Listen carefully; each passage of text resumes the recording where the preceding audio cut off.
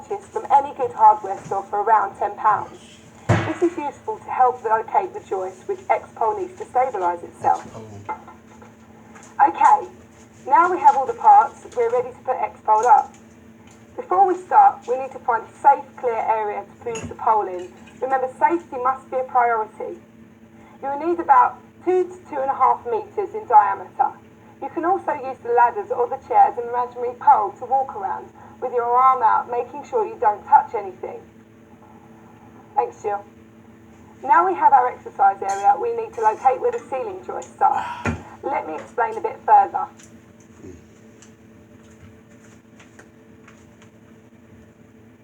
X-Pole is held in place under pressure, so it's important that the ceiling dome is placed between the two ceiling joists, allowing the load to be spread evenly. To show you this, we've made up a piece of ceiling and used X-Pole to hold it in place. In the UK, most ceiling joists are spaced between 12 and 13 inches, and so as you can see here, the ceiling dome sits spanning the two joists. In most houses, the joists run from side to side of the house. They normally span the shortest distance across the room. There are two ways to find the joist. The first is to tap across the ceiling with a knuckle. As you tap, the sound will change from hollow to solid. The solid sound is where the joist is. The second is to use a stud finder, which will electronically tell you where the joist is. With the one I'm using, it shows you clearly the beginning and the end of the joist.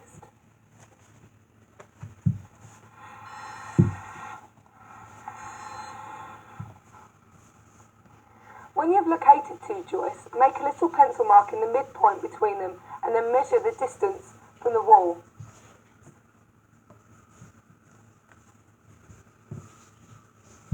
Make a note of this measurement in your instructions for future reference.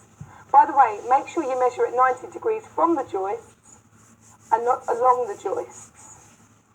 That's the hard bit done. Now let's put the X-Pole together.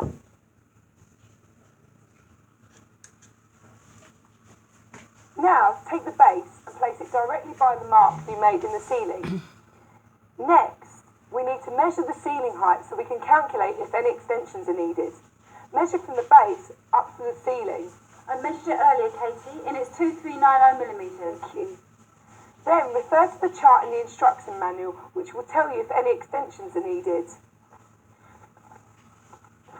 Always try to use the most extensions for your height.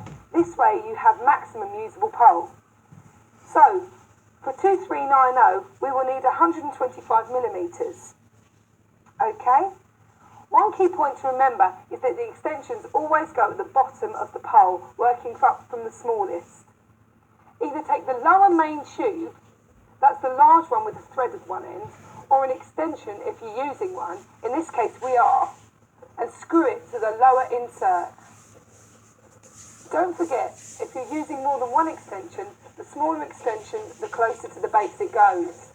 Tighten the tube firmly. Now attach the lower main tube.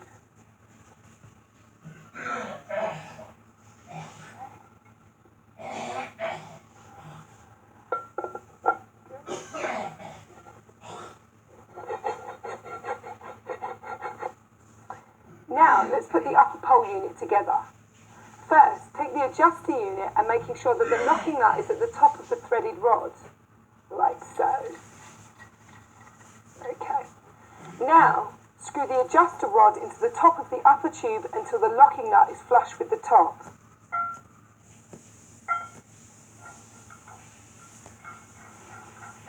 This takes a few moments.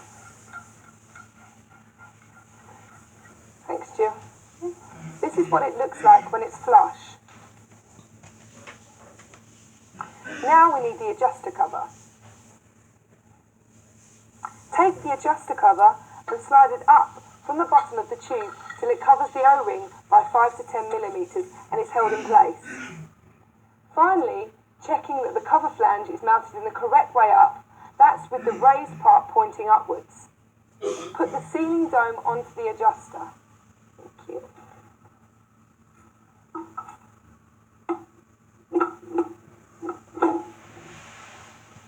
Now we're ready to assemble the two halves. This is where an extra pair of hands are really useful. Thanks, Jill.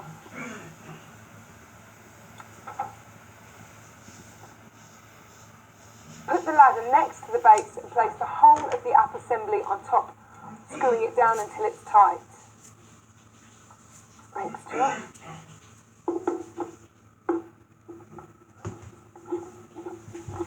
Providing you've done your calculations with the height chart correctly, the upper support will be close to the ceiling. If it's not close, measure the distance, and if it's more than 125 millimetres, about the width of your hand, then you'll need to change the extension to increase the height. It's extremely important you do not extend the adjuster rod more than 125 millimetres. If you're happy the upper support is close enough to the ceiling, then unscrew the adjuster anti-clockwise. This will tighten the pole. Turning it clockwise releases the pole. Unscrew the adjuster until the upper base is touching the ceiling.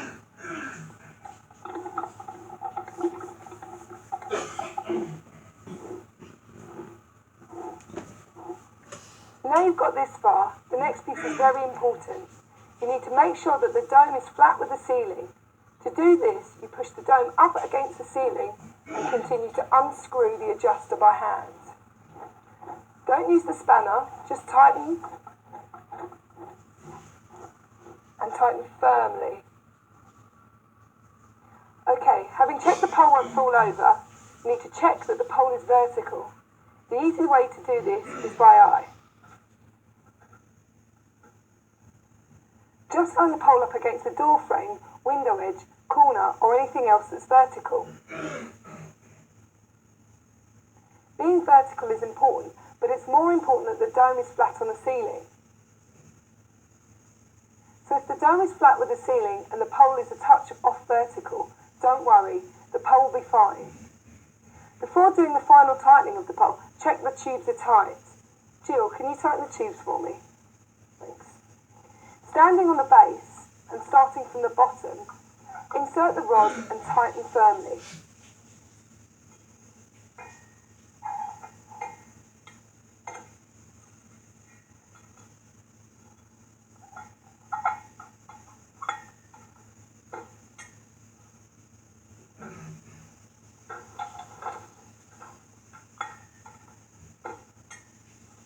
Thanks, Jill.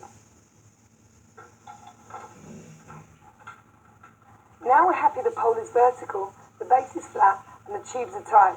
You can fully tighten the adjuster using the spanner. The spanner has two ends, one for the adjuster, that's the small one, and the large one for the locking nut. The small end of the spanner slides into the flat part of the adjuster rod just under the cover retaining ring. Tighten the adjuster anti-clockwise until there's good pressure against the spanner.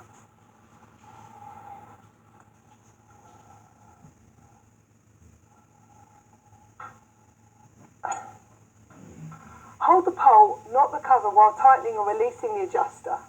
Now check the pole for movement.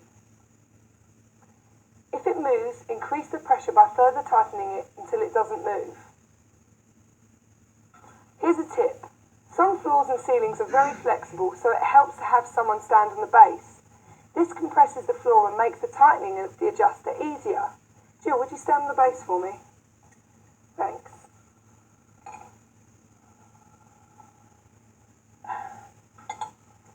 If you're happy there's no movement, wind down the locking nut to the top of the pole and tighten with the spanner. Hold the pole while you're doing this.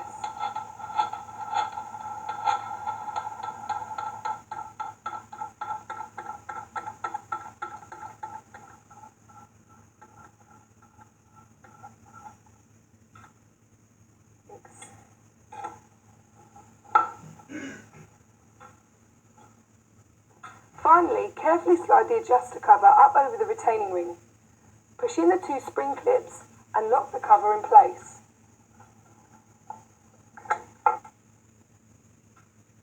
Now let's remove the ladder and try some sideways pressure on the pole. If it doesn't move, then let's try a few practice swings with your feet on the ground and your arms stretched out, putting as much weight on the pole as possible. Have a go, Jill. Try this a couple of times. You could try and take your feet off the ground and swing. If there's no movement on X-Pole, it's ready to use. If you find there's some movement, don't be tempted to use the pole. Retighten it until it's secure.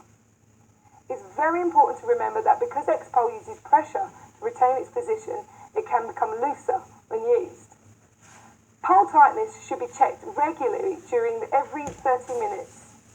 If there's any movement, don't use the pole. Retighten and retest before use. Also, always check the extensions are screwed tightly together. These can come undone if the pole is loose. Once you're happy there's no movement, X-Pole is ready to use.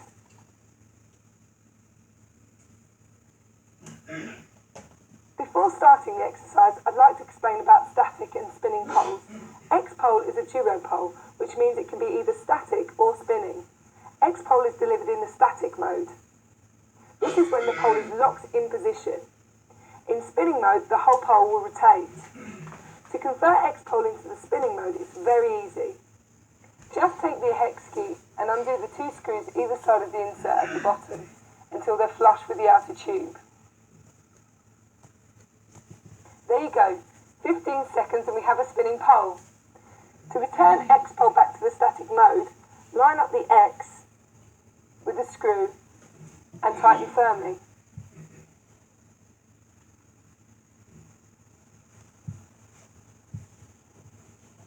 Then tighten the other screw.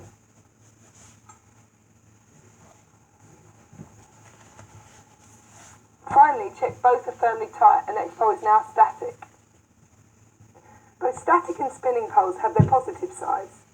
Static is more difficult to learn on, but the main type of pole used in clubs, whereas spinning makes it easier to look graceful and better for more sophisticated tricks. It's better to learn on a static pole and go on to a spinning rather than the other way round. For this DVD, we're going to use a static pole as it's the best way to learn and will set you up properly for anything you might want to do in the future.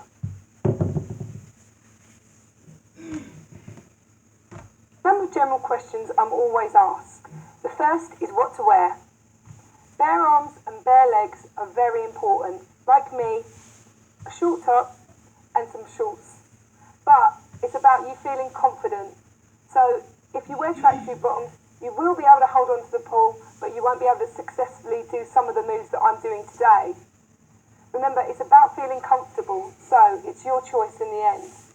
Shoes, and to get you started, I'll teach you some great basic pole moves that you can do in the comfort of your own home. So let's sit back, relax, and enjoy the X-Pole experience.